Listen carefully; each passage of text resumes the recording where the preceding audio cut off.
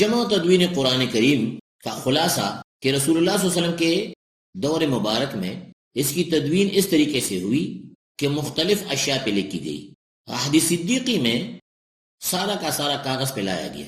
ابو بکر صدیق رضی اللہ عنہ کا زمانہ ایسا تھا کہ اس میں ملک شام سے کاغذ وافر مقدار میں مدینہ پہنچ چکی، اس وجہ سے یہ اہم کام سر انجام پایا. عمر فاروق رضی اللہ عنہ کے زمانے میں اسلام فتوحات کی وجہ سے دور دور تک عجم تک پہنچا، تو 7 قراء بھی گئے، وہ قرات وہ قرآن سکھاتے تھے. تو اس میں جو مسئلہ آیا اختلاف تلفظ، اختلاف قراءت، اختلاف لہجہ کا، اس کا حل عثمان رضی اللہ عنہ کے زمانے میں، یعنی عمر فاروق رضی اللہ عنہ کے زمانے میں یہ شکایت پہنچی نہ تھی دارالخلافہ تک. عثمان رضی اللہ عنہ کے زمانے میں جب پہنچی تو انہوں نے اس کا حل یہ نکالا کہ ایک ہی قراءت پہ قراء کو پابند کیا گیا. اب آتی ہے خلیفہ رابع سیدنا علی المرتضی رضی اللہ تعالی عنہ وکرم اللہ وجہہ. علی رضی اللہ عنہ کے زمانے مبارک میں، خلافت میں، انہوں نے اپنے ایک ساتھی کو، جو کہ علی رضی اللہ عنہ کے ساتھیوں میں سے اصحاب میں سے تھے، ابو الاسود الدولی کو حکم دیا کہ قرآن کریم صحیح تلفظ کے لیے چکے عجم جس کو غلط نہ پڑے اس پر اعراب لگائے جائے. تو اعراب لگانے میں یہ تھا کہ یہ جو آج آپ دیکھ رہے ہیں زبر زیر پیش، یہ طریقہ نہ تھا. البتہ زبر زیر پیش مختلف کلرز میں اس کو منشن کیا گیا تھا، یعنی اعراب جو لگائے گئے ہیں اس سے بھی پہلے اس پر کام ہوا ہے، صحیح تلفظ، تاکہ صحیح تلفظ ادا ہو سکے. پہلے مسئلہ آیا مختلف قراءات کا، وہ عثمان رضی اللہ عنہ کے دور میں حل ہوا. اب عجم کے لیے اس سے بھی آسان طریقہ کہ وہ جو صحیح تلفظ وہ ادا کرنا چاہتے ہیں وہ کس طریقے سے ہو، تو اس کے لیے مختلف کلرز لگا دیے گئے، یعنی جیسے زبر کے لیے گرین اور کسی پیش کے لیے بلیک اور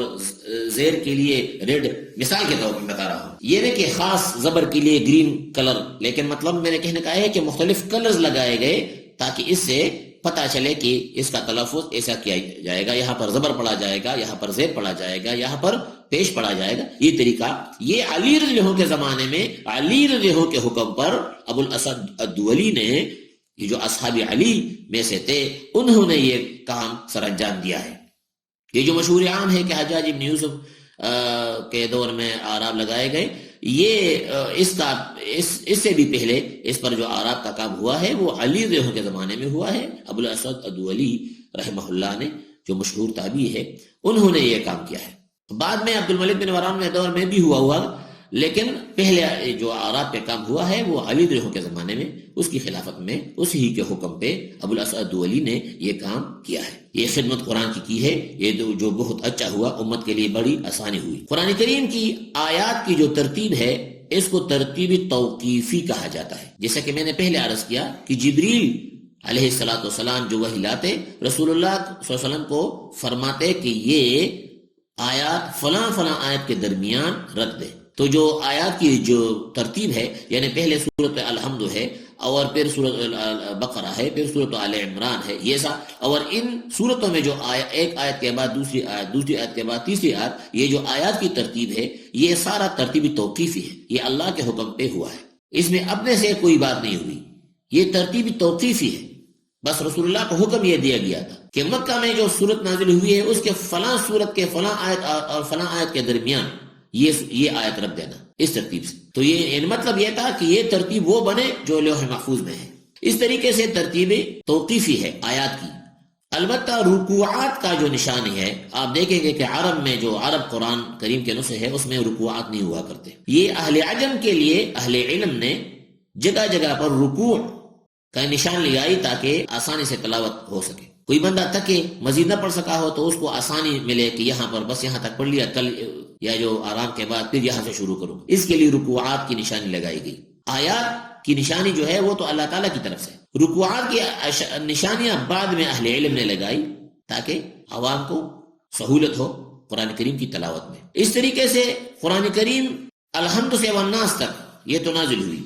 اصحاب رسول میں 7 منزل قرآن کے مشہور تھے، اور وہی سے ایک ایک منزل روزانہ تلاوت کرتے تھے. یہ جو 30 پارے ہیں، پورے قرآن کریم کو 30 پاروں میں جو اس کی تقسیم ہے، یہ بھی بعد کے اہل علم نے اس کی تقسیم اس وجہ سے کہ لوگ اس کو بآسانی تلاوت کر سکے، ایک پارا، دو پارا، سی پارا. سی پارا یہ فارسی کا لفظ ہے. سی کا مطلب ہے 30، یعنی قرآن کریم کی ڈویژن تقسیم کی گئی 30 حصوں میں سہولت تلاوت کے لیے. 30 حصوں میں اس کی تقسیم کی گئی، پہلا پارا، دوسرا، تیسرا، چوتھا، پانچواں، اس طریقے سے.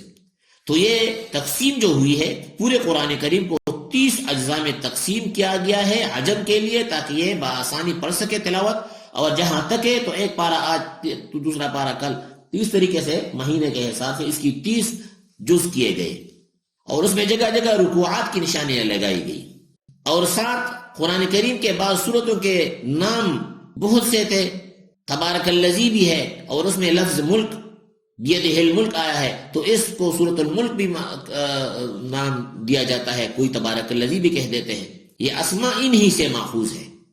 اس لیے کسی نسخے میں آپ کو سورۃ مؤمن نظر آئے گا تو کسی صورت میں اس کے مؤمن کے نام کی جگہ پر سورہ غافر نام لکھا ہوگا. اس سے کوئی فرق نہیں پڑتا. یہ غافر لفظ اس میں ہے، اس سے یہ اخذ کیا گیا ہے، اس سے وہ نام لیا گیا ہے. لیکن قرآن بسم اللہ الرحمن الرحیم الحمدللہ رب العالمین سے لے کر من الجنۃ والناس تک قرآن یہ ہے.